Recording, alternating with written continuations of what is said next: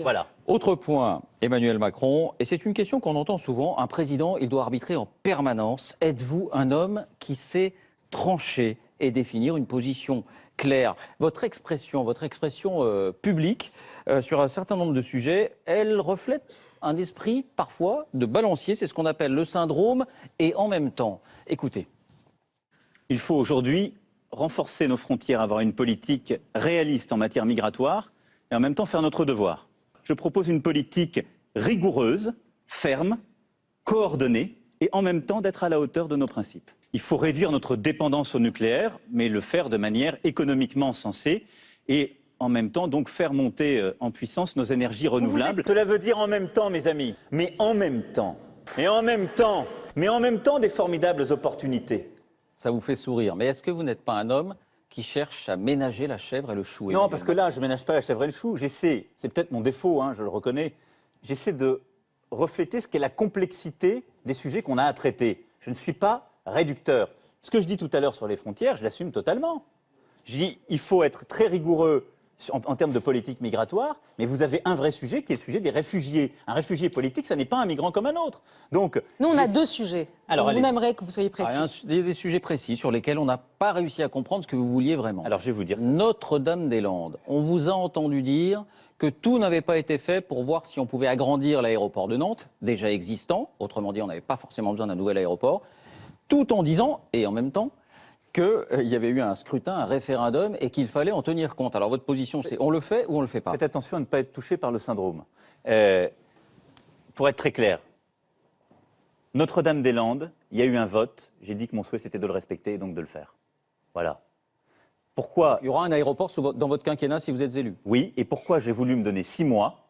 Parce qu'aujourd'hui, toutes celles et ceux qui regardent sur le terrain comment ça se passe savent qu'il y a des troubles réels à l'ordre public. Donc moi, j'ai dit, je ne vais pas arriver et envoyer les militaires ou les forces de l'ordre dans la ZAD. Ça n'aurait aucun sens. Parce que ça, on fait un Sivins puissance 1000. Je vous rappelle qu'il y a eu un mort à Sivins. Donc, je l'ai dit et toujours répété, mon souhait, ma volonté, c'est de respecter le vote qui a eu lieu. Par contre, j'ai défini une méthode. Et donc, je souhaite qu'il y ait un médiateur qui, pendant 6 mois, permette de faire descendre la tension, de montrer les solutions alternatives, mais au bout de 6 mois, moi je trancherai. Ça ne sera pas un sparadrap pendant 5 ans. Et ce n'est pas dû en même temps. Les zadistes ne partiront pas comme ça. Mais moi je pense que quand vous abordez les choses avec un esprit de dialogue, de conviction, et que vous faites baisser la tension, vous gagnez toujours. Et donc je veux me laisser ces 6 mois pour essayer de convaincre. Si je n'y arrive pas, je ferai respecter les choses. Vous savez, moi j'ai toujours été au bout des choses que j'ai portées. Vous me parliez de mon expérience de ministre. Moi, j'ai porté des réformes et des lois. Tout le monde était contre. Eh bien, écoutez, j'ai essayé de convaincre. J'ai passé exemple, mais j'ai été au bout. Deuxième exemple, et très rapide, si c'est possible, Emmanuel Macron. Vous avez eu des mots très enthousiastes l'an dernier sur le nucléaire. Nous croyons au nucléaire. Le nucléaire, c'est le rêve prométhéen. Le nucléaire est un choix français. Le nucléaire est un choix d'avenir. Vous le dites toujours? Mais je l'ai toujours dit, mais en même temps... en même temps, vous voyez? Non, mais je fais exprès. Voilà. Non, mais bien sûr. Mais attendez. Qu'est-ce que j'ai dit sur le nucléaire? Je dis, le nucléaire, moi je ne fais pas partie de ceux qui vous disent on va le fermer dans les 5 ans. C'est faux. C'est faux. Et donc, je vous affirme totalement, c'est d'ailleurs pour ça que j'ai défendu le projet Hinkley Point en Grande-Bretagne, le nucléaire en France a un avenir, continuera à être là et sera une source d'énergie importante.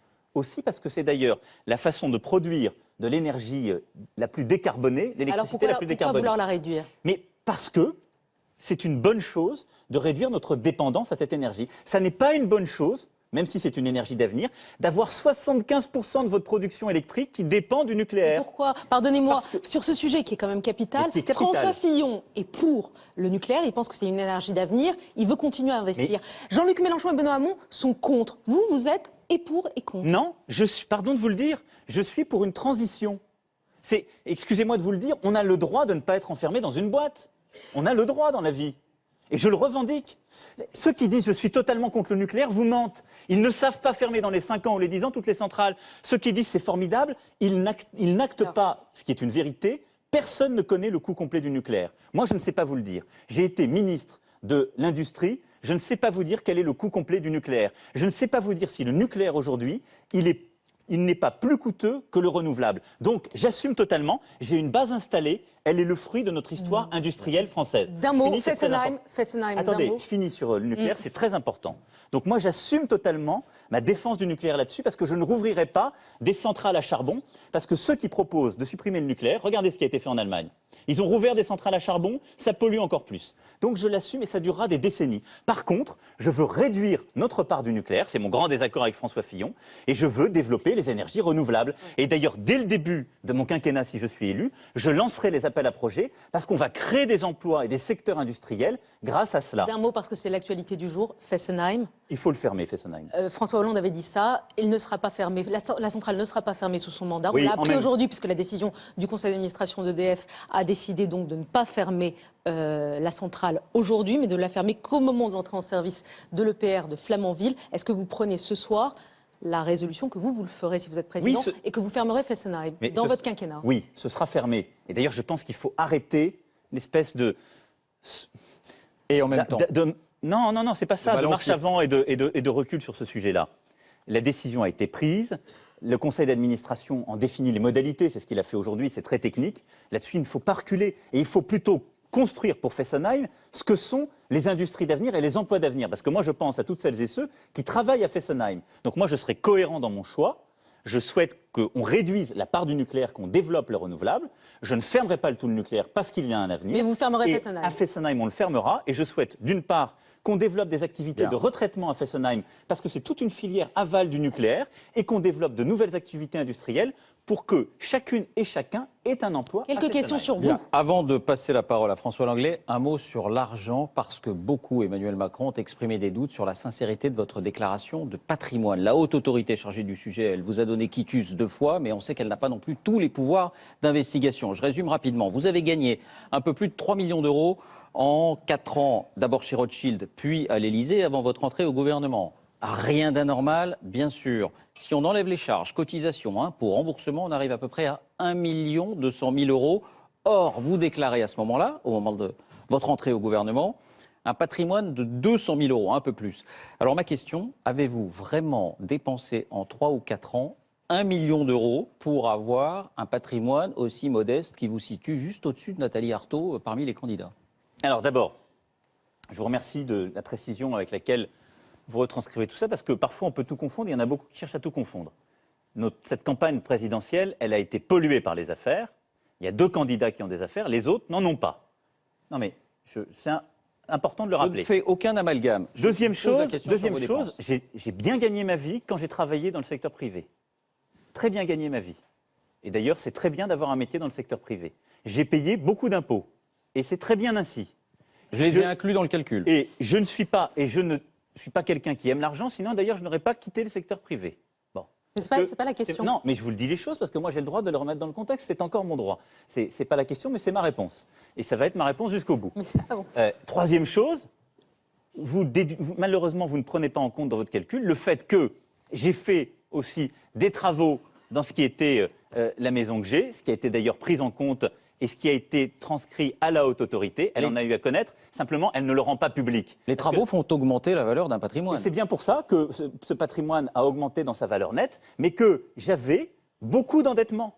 J'avais beaucoup d'endettement quand j'ai quitté la fonction publique, parce que je n'avais pas de mise de départ, moi, mes parents ne m'ont pas financé, je ne suis pas quelqu'un qui a été aidé, j'ai été élevé, mes parents m'ont donné ce qu'il y a de plus précieux, une éducation. Et donc, j'ai tout emprunté quand j'ai acheté un appartement à Paris. Et ben voilà, j'ai progressivement remboursé, et j'ai utilisé l'argent que j'ai gagné à rembourser une partie de mes emprunts, d'une part, et à faire des travaux d'autre part. Vous n'avez pas envie Mais de tout ça- rendre public ces comptes Mais non. pour éteindre les doutes? Mais vous rigolez ou quoi?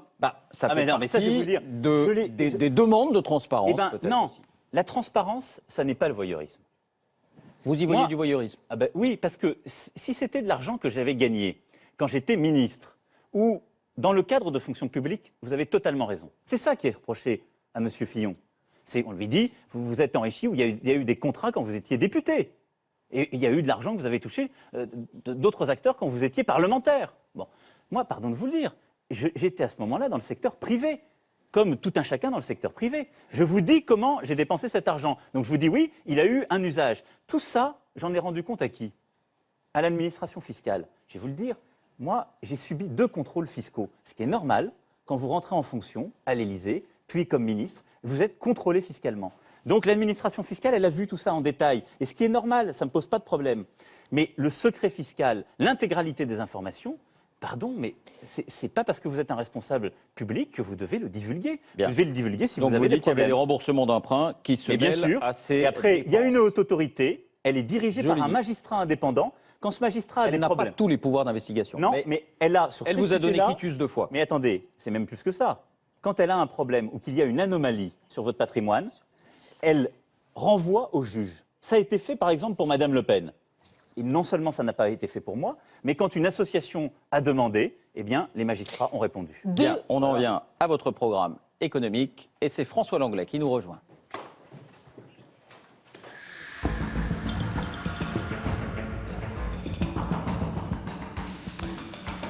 Bonsoir François. Bonsoir Léa. Avant de vous adresser à Emmanuel Macron, vous nous tracez les grandes lignes de son programme économique.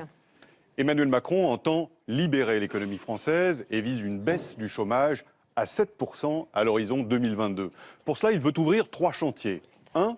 Relancer l'investissement avec un budget public de 50 milliards d'euros, consacré notamment à la formation et à la modernisation du pays. Stimuler l'investissement privé avec une réforme de l'ISF, l'impôt de solidarité sur la fortune, une baisse de la fiscalité pour les revenus du capital et de l'impôt sur les sociétés.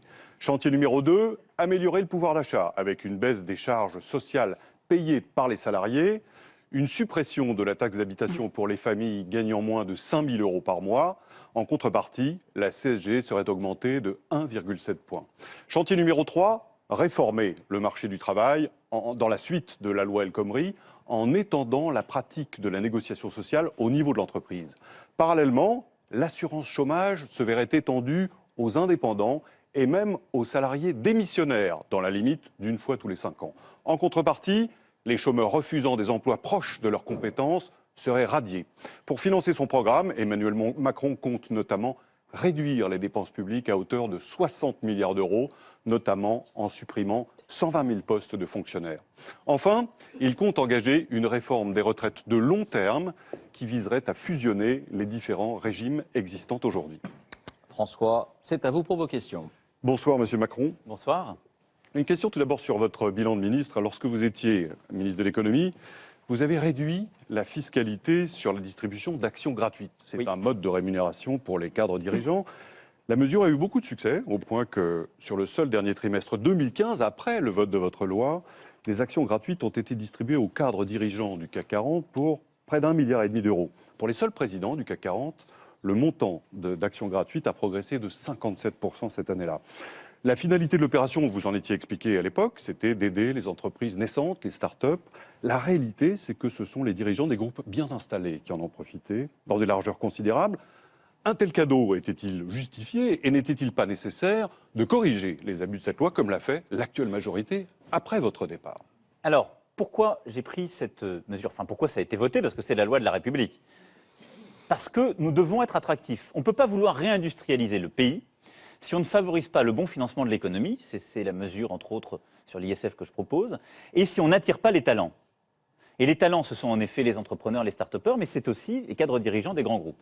Vous le disiez, j'ai gagné beaucoup d'argent, j'ai payé beaucoup d'impôts, c'est normal. C'est normal aussi pour les patrons. C'est totalement normal pour les patrons, et d'ailleurs, ils paieront des impôts sur ce qu'ils touchent, je vous rassure. Ils en ont Ce payé que- moins grâce à vous. Non, c'est l'entreprise qui en a payé moins. Grâce à De vous. fait, Mais oui. ça a permis à l'entreprise d'en verser davantage Mais, aux oui, salariés. mais c'est aussi ce qui évite que ces sociétés ou leurs sociétés de tête ne se délocalisent. Parce qu'à quoi on assiste depuis maintenant 10, 15 ans? À des délocalisations constantes. Et donc on vient dans les plateaux de télévision expliquer c'est terrible, les grands groupes s'en vont. Les grands groupes français filent, ils mettent leur comité exécutif à Londres, à New York ou ailleurs. Ils sont en train de tout délocaliser. Notre CAC 40 s'en va. Et c'est vrai, largement. Moi je veux un financement de l'économie qui soit plus français. Et je veux que les talents puissent rester en France. Autrement Et que dit, par le travail, Vous assumez cette loi intégralement. on ne paye plus d'impôts quand on est un cadre dirigeant. J'ai dit diminuer. L'entreprise payait beaucoup plus de charges et d'impôts sur les salaires qu'elle versait ou les actions qu'elle donnait qu'en Allemagne ou qu'en Angleterre, même Oui. en Allemagne. Il y avait aussi une partie qui concernait Et les salariés eux-mêmes. donc, je l'ai ramené au niveau allemand. Et on avait beaucoup augmenté les charges que payaient les entreprises sur la participation et l'intéressement qu'elles donnaient aux salariés. Ça, c'est très important. Et ça aussi, je l'ai rebaissé. Et mon souhait, c'est d'ailleurs qu'on équilibre davantage les choses et qu'on élargisse tout ça. Moi, je trouve que c'est une bonne chose que les cadres dirigeants et l'ensemble des salariés d'une entreprise, ils aient leur part quand une entreprise va bien. Vous vouliez Et donc, parler des Plus de 300 000 foyers fiscaux en France qui possèdent un patrimoine de plus d'1 300 000 euros. Vous voulez réformer cet impôt et le limiter au patrimoine immobilier, les maisons, les immeubles, les terrains constructibles. Alors j'ai fait une simulation de cette réforme pour 2 patrimoines. Le premier, c'est celui d'un cadre qui est plus qu'aisé. Il possède un très bel appartement à Paris qui est taxable pour la valeur de 900 000 euros, une résidence secondaire de 600 000 euros. Patrimoine taxable, 1,5 million d'euros, ISF, 3 873 euros. Avec la réforme Macron, le montant sera le même, économie zéro. Deuxième cas de figure, même patrimoine, il tombe à 3 873, économie de 49 887. Je récapitule, avec la réforme Macron, économie nulle pour le petit patrimoine, l'impôt est inchangé, économie considérable, moins 93% sur l'impôt pour le gros patrimoine. Est-ce que c'est juste ? D'abord, votre calcul est un peu biaisé parce que vous auriez dû prendre un montant similaire, si je puis me permettre. Si vous vouliez comparer des loyers fictifs, parce que tout le monde est en train d'écrire ça partout. Non, mais vous l'avez très bien dit, mais je le dis parce que c'est bien de l'entendre. Donc, avec moi, la fiscalité de l'immobilier, elle n'augmentera pas d'1 centime, ni sur le patrimoine que vous détenez, ni sur les successions. Elle ne diminue pas non plus les d'1 donations. centime, d'ailleurs. Par contre, moi, j'assume totalement ça. Parce que d'abord, votre premier cas, il peut avoir des actions qui aujourd'hui sont prises en compte dans son patrimoine.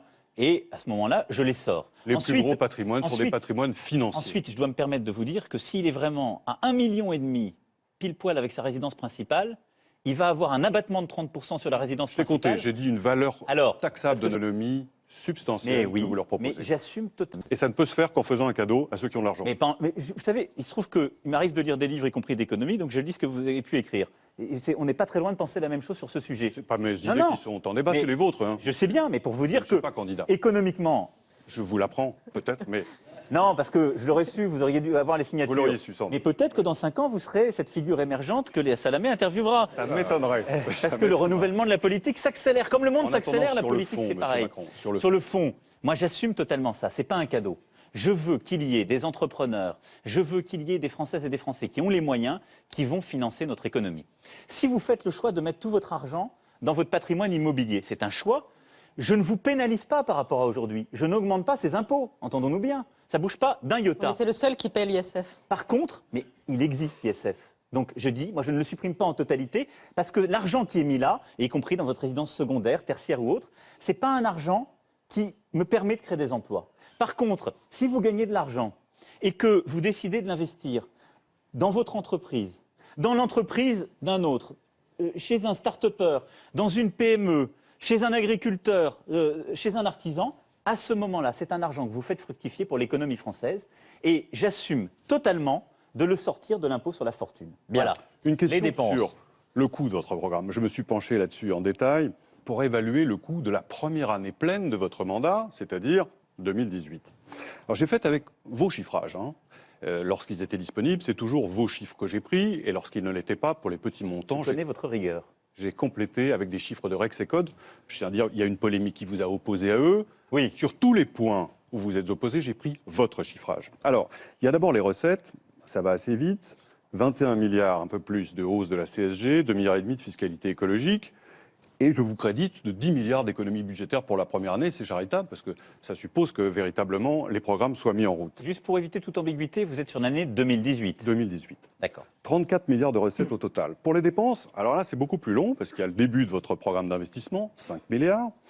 La hausse de la prime d'activité, l'extension de l'assurance chômage, la baisse des cotisations salariales pour 21 milliards, la baisse des charges patronales alors que le CICE continue à courir, 23 milliards, la baisse de différents impôts, le budget de la défense, le service national, au total, 70,1 milliards d'euros. Alors, je mesure bien qu'il y a là-dedans des dépenses ponctuelles, mais Oui. c'est le coût de votre première année. Quand on fait la soustraction, on obtient un coût net de 36 milliards 100 millions d'euros en 2018. À ça va s'ajouter le déficit courant de 70 milliards que votre prédécesseur vous lèguera.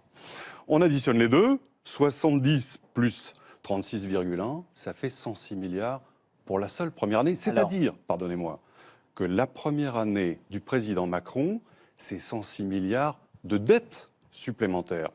Non. C'est quand même beaucoup. Si. Non, mais je vous confirme que non. Donc, je ne suis pas d'accord avec votre chiffrage. Si on peut le redérouler, le regarder On ensemble. doit pouvoir le dérouler. Je vais vous expliquer très concrètement. Vous faites une première entre guillemets, erreur. Voilà. Donc, c'est totalement juste pour l'investissement. Pour la prime d'activité aussi. Pour l'assurance chômage, non. Pourquoi ? Je vous ai crédité d'économies de 3 non. milliards de l'autre côté. Donc, au total, ça vous avantage. Hein. Oui, mais je ne ferai pas la totalité des mesures d'ouverture tant que on n'est pas rentré, justement. Et je vous ai favorisé dans ce calcul. Mais non, vous ne m'avez pas favorisé parce que je vous dis que Dans les les 2 milliards, j'ai bien noté le point sur les recettes et qui a plutôt pour contrepartie le plan d'investissement, mais moi je vous dis que je ne ferai pas ces 2 milliards-là. Par contre, là où on a un vrai désaccord, ça va être sur le CICE. Parce que, vous pouvez le dérouler à nouveau un peu plus ? CICE au titre de 2017, il s'agit d'une mesure actuellement en vigueur qui sera payée l'année prochaine. Oui, parce que cette mesure-là, elle est dans votre trajectoire, ça n'est pas un coût supplémentaire. Il va falloir la financer. Mais oui, mais donc 23 vous ne milliards pouvez pas de la taxes. mettre dans le coût de mon projet. Si. Non. Tout ce qui est financé, On est peut, imputable. je crains que ce soit fastidieux pour nos téléspectateurs, mais le CICE au titre de 2017, il est pris et il sera payé par tranche, budgétairement, par tranche d'IS sur 3 ans. Moi, je le transforme en charge à partir de 2018. Mais malheureusement, budgétairement, malheureusement par rapport à votre calcul, c'est là où votre calcul est erroné. Je suis tout à fait prêt à ce qu'on continue cette discussion technique, même plus avant, mais je ne ferai Pas pas... technique, au fond. Ce qui est, Je ne ferai pas... ce qui est troublant dans votre programme, tout ça pour être très concret. Hein. Vous le C'est dites que- d'ailleurs dans votre programme, vous dites, je vous cite, « Nous bénéficions de conditions exceptionnellement favorables pour investir. Oui. Les taux auxquels emprunte l'État restent historiquement bas. Nous devons tirer parti de cette opportunité. » Vous faites une apologie de la dette qui est assez curieuse. parce Non, que on vous c'est écoute. non, pardon, voudrais je fais une juste qu'on- apologie de l'investissement. Oui, je voudrais qu'on vous écoute. C'était en 2015, lors de l'université d'été du MEDEF, et vous parliez de la dépense publique et de la dette. Dans des termes tout à fait différents, on vous écoute. Très bien. Lorsqu'on a 57% de dépenses publiques rapportées au PIB, ça n'est plus possible. Ça n'est plus possible.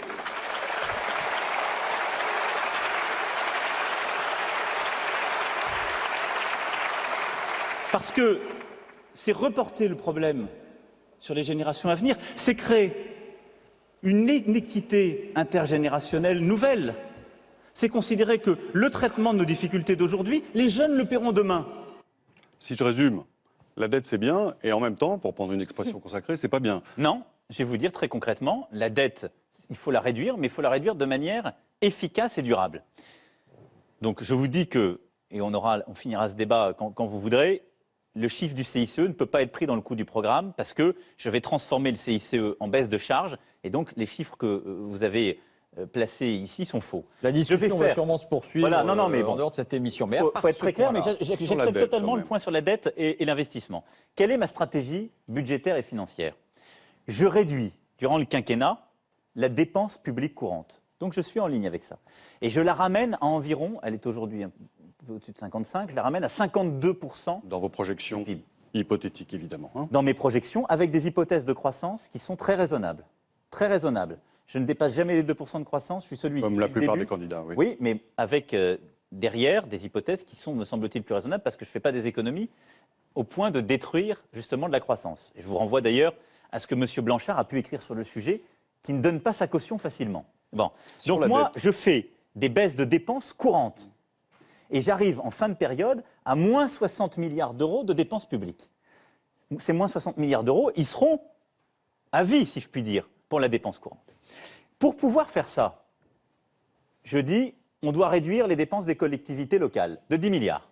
On doit continuer les efforts sur la sphère sociale, l'assurance chômage et la santé. Ça, c'est les réductions de dépenses. Oui, mais je vous explique, je fais le tout pour que nos téléspectateurs puissent Parce que comprendre. votre investissement, il est bien financé par la dette. Exactement. Dans Et votre donc, investissement, alors il y a des choses assez saugrenues. non, attendez, il n'y a rien de saugrenu. Mais si. Mais Une je vous prime à la explique casse, juste. par exemple. Prime à la casse pour les voitures, vous nous dites c'est de l'investissement, alors que la plupart des voitures qui sont achetées en France sont fabriquées à l'étranger. Ça veut dire Attendez, que je finis juste, parce que sinon on ne va pas s'y subventionner. retrouver. Et puis derrière, je fais des économies sur l'État de 25 milliards d'euros en net. Bon. On a bien compris que c'était 60 milliards. Ça, L'investissement, c'est il est durable. financé par la dette. Et donc, dans ce quinquennat, l'investissement qui est financé par la dette, il vaut pour une année. On est bien d'accord. Donc, Oui, sauf que la dette, elle dure 10 ans. oui, mais les 50 milliards, il ne faut pas les mettre à côté des 60. Non. Parce que cet investissement va me permettre de faire des économies. Donc, qu'est-ce que je fais comme type d'investissement? Et pourquoi c'est indispensable à la fois pour réduire dans la durée nos dépenses courantes et donc notre dette? Et ce sera votre dernier point. Parce qu'on a besoin, très concrètement, si on veut réduire la facture énergétique de l'État ou des ménages, d'investir. Si vous avez chaque jour, chaque mois, des dépenses de chauffage qui sont de 300 €. Je ne peux pas vous demander de les baisser, sauf à vous demander de baisser le radiateur. C'est ce qu'on fait depuis des années. Il n'y a qu'une solution, c'est que vous puissiez rénover votre maison pour dépenser moins et être mieux protégé. Ça, c'est un investissement. Donc vous allez devoir isoler votre maison. Eh bien, c'est exactement ce que je fais avec l'État. La prime à la casse, la garantie jeune. La garantie jeune dans les investissements. La prime à la casse pendant une année. Pourquoi ? Parce que j'augmente la fiscalité sur le diesel. Et donc je dis les classes moyennes Vous faites du et soutien les à la plus pauvres. consommation. Non. Il n'y a aucune raison de le financer par la dette.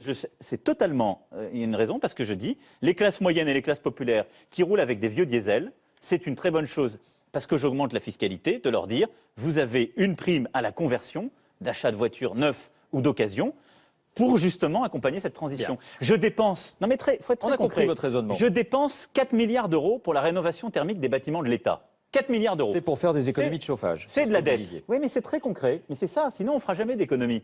4 milliards d'euros. 1, c'est bon pour l'activité économique. C'est de l'embauche, c'est de l'activité. Et 2, ça va me permettre de faire chaque année 400 millions d'euros d'économies. Et donc ça, c'est à chaque fois du déficit Donc ce que et donc vous de la dette en répondez moins. à M. Langlais pour sortir de l'aspect technique et des chiffres, c'est que vous n'êtes pas dépensier, c'est Ce ça? que je réponds à M. Langlais, c'est que je ne suis pas un dépensier inconsidéré, mais que le pays aujourd'hui, il doit à la fois être dans le sérieux de la dépense courante et préparer un modèle à venir. Et donc ça, nous ne pouvons le faire qu'avec ce plan d'investissement. Merci. Et donc, je le fais de manière raisonnable, pas du tout avec les chiffres qui sont là, mais je le fais écoutez, justement C'est sur les la vôtres, hein. formation. Ce sont vos chiffres. Non, non, non, non. On ne va pas relancer. Mais je le fais sur la formation, sur le numérique, sur l'environnement Je pour suis sûr qu'il y a des la France de demain. gens qui Merci, sont en train de François. vérifier les chiffres Voilà, non, et mais- les Et décodeurs. on verra Mais j'ai peut-être toujours à la plaisir à fin, débattre, à la donc, fin de l'émission, encore que ce soit, c'est vrai, assez technique. Merci Donc je François. suis pour le sérieux budgétaire, mais surtout pour préparer l'avenir de notre pays. On va maintenant vous emmener Merci à vous. en immersion, Emmanuel Macron, toujours sur la question du travail. Vous parlez souvent de la mondialisation gagnante. Eh bien, c'est plutôt en l'occurrence les laissés pour compte que vous êtes allés rencontrer. Oui, les salariés en sursis d'un des leaders des magasins de prêt-à-porter, Vivart, où plusieurs centaines d'emplois sont menacés. Voyez ce reportage auquel vous avez contribué, signé Jeff Wittenberg, Valentine Pasquezone, Julien Ababsa et Stéphane Guillemot. Ça va bien.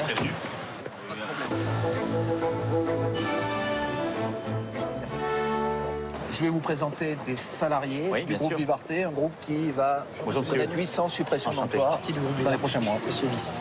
Bonjour monsieur. Il y a combien de sites qui sont aujourd'hui C'est sur le- tous et toutes, je vais essayer. Il y a 16 Bonjour, enseignes. monsieur. Et apparemment, on va rester plus que 6. Puisque le reste, ils sont en vente. Et d'autres qui sont en plan social, malheureusement. 20 ans, aucune reconnaissance, rien. Mais ça, je ne vais pas vous mentir, il n'y a pas de, il y a pas de magicien. La responsabilité qui est la vôtre en tant que représentant, c'est de défendre l'intérêt des salariés, de vos collègues, et de tenir et de ne pas lâcher. Et après, l'État, il prendra sa responsabilité. Le seul métier qu'ils ont connu, c'est à la halle aux chaussures. Donc ils n'ont pas de formation et tout. Ils arrivent dans une tranche d'âge qui devient difficile. À partir de 45 ans, 50 ans, vous savez que le monde du marché ne s'ouvre pas à nous. Ce sont des gens qui sont fragilisés. Et on va, selon le programme, enfin selon ce que j'ai compris dans votre programme, vous dites, si on ne vous offre pas 2 emplois décents, Vous pouvez les refuser 2 fois, mais à la 3e, vous n'êtes plus au chômage. Parce que ça veut dire qu'on vous a proposé quelque chose qui correspond à ce que vous savez faire et que vous ne voulez pas. Les chômeurs sont déjà pénalisés parce qu'ils ont Mais bien perdu sûr, leur emploi. moi- Si c'est pour moi, les je n'ai pénaliser ja- une deuxième fois Et surtout, je n'ai dans les jamais sanctions, stigmatisé les chômeurs, moi. Je n'ai jamais stigmatisé les chômeurs. On ne choisit pas d'être au chômage. ah non. Ah non, ça. Certes. Qu'est-ce Eh ben, que c'est qu'un emploi décent? alors- Est-ce que ça va être femme? Je continue mon raisonnement. Est-ce que ça va être femme de ménage? Est-ce que ça va être aller garder des personnes malades? Ok, mais à ce moment-là, est-ce qu'on leur donne les moyens? Ces gens-là n'ont pas d'argent. En général, ils ont un vieux véhicule. Il y a 15 milliards d'euros pour la formation des jeunes et des chômeurs peu qualifiés. Pourquoi? Pour la raison que vous venez d'évoquer. Et pour les jeunes de 52 ans, monsieur, vous faites quoi? Mais non, Ah bon, parce que pour mais non, les jeunes, j'ai dit les chômeurs, voilà. j'ai dit les deux. Parce que nous, on a plus de 50 Mais ans. Je vais aujourd'hui, avoir 60 ans. On va jamais vous proposer de formation. moi, avec la réforme que je veux conduire, on vous en proposera. Est-ce que dans le cadre de votre projet, vous avez pensé aux personnes qui ont quand même des soucis d'illettrisme? Parce qu'on a quand même un paquet de Français savez que moi, qui ont un souci avec ça, parce que c'est bien de J'ai commis former. un impair quand je suis devenu ministre parce que j'ai parlé de ce sujet-là. J'en ai mal parlé parce que j'avais cité l'entreprise GAD. Non mais, et j'avais dit il y avait un problème d'illettrisme. Bon. C'est tout à fait vrai. Il y a aujourd'hui un illettrisme en France qui ne permet pas de rebondir. Est-ce que les uns et les autres sont prêts à changer de région, à changer de formation pour retrouver un emploi? Écoutez, pas tout le monde, madame. pas tout le monde. Vous disiez, parce qu'on C'est pas possible. Et si cette personne-là ne peut pas déménager et que son mari travaille, par exemple Non, mais l'aide à la mobilité, elle sert aussi à l'enseignement du S'il y en a un qui a conjoint. un emploi et pas l'autre, Mais on va voilà. tous les deux lâcher nos enfants. Non, mais c'est l'aide L'aide à à la mobilité, ça se fait à quelle hauteur? C'est une aide à la mobilité qu'il faut définir. Hein. Moi, je m'y engage à ce qu'elle soit descendue. Quelle aide? À la fois. Il faut qu'elle soit Et précise. le chien se mord la queue sur ce que vous venez de Non, pas pas dire. du tout. Parce que là, on déplace la femme pour travailler, le mari Non. vient là-bas, il Non. ne trouve pas de travail non plus. Je prends des mesures que vous aviez prises, vous, à l'époque, quand vous étiez ministre. Je vais revenir sur une mesure qui était globale et qui, aujourd'hui, arrive dans toutes les entreprises, le travail du dimanche. J'ai mis un principe dans la loi.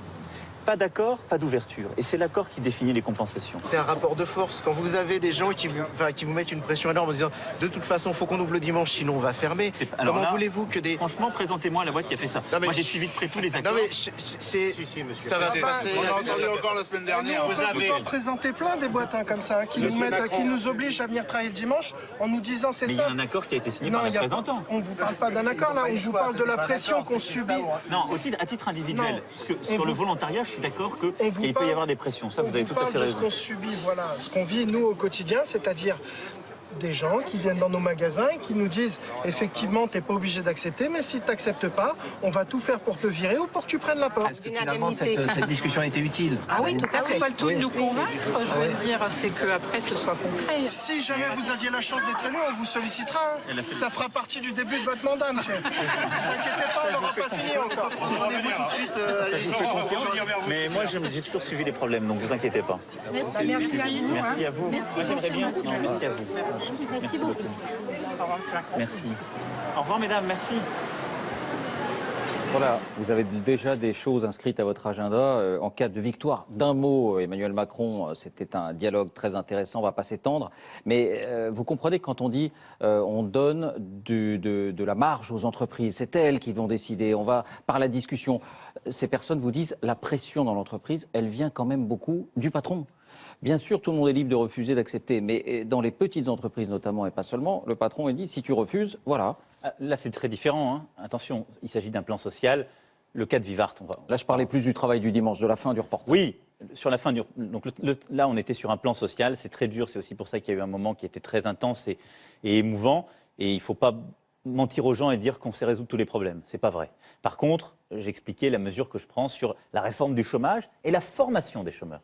Et moi, je le dis toujours sur ces sujets sociaux qui sont très, très lourds, très importants, il ne faut pas chercher à protéger tous les emplois, il faut protéger les individus. Et protéger les personnes, ça veut dire vous former, le jour où vous perdez votre emploi, faire un bilan de compétences et vous reformer pour aller vers un autre emploi, ce qu'on ne fait pas aujourd'hui. Il faut bien voir, quand on dépense 100 € en formation professionnelle, il y a 15 € pour un chômeur. Donc c'est rien. Et donc ça fait partie de la transformation que je fais et du plan d'investissement dont on parlait avec François Langlais. Après, pour le reste, oui, il y a une pression dans la vie des entreprises. C'est pour ça que moi, je crois au dialogue social. C'est-à-dire, ces messieurs et dames qu'on voyait, ce sont des représentants syndicaux. Ils défendent l'intérêt des salariés. Là, c'est un cas extrême parce qu'on est un plan social. Mais après, au quotidien, quand on débat des meilleures règles. Et bien, les représentants des salariés, ils sont plus intelligents que vous et moi si on devait demain faire une loi pour savoir ce qui est bon dans l'entreprise, quelle est la bonne régulation, quel est le bon contrat à trouver. C'est aussi pour ça Je pense que crois au vous dialogue allez social. continuer d'en parler avec l'invité mystère.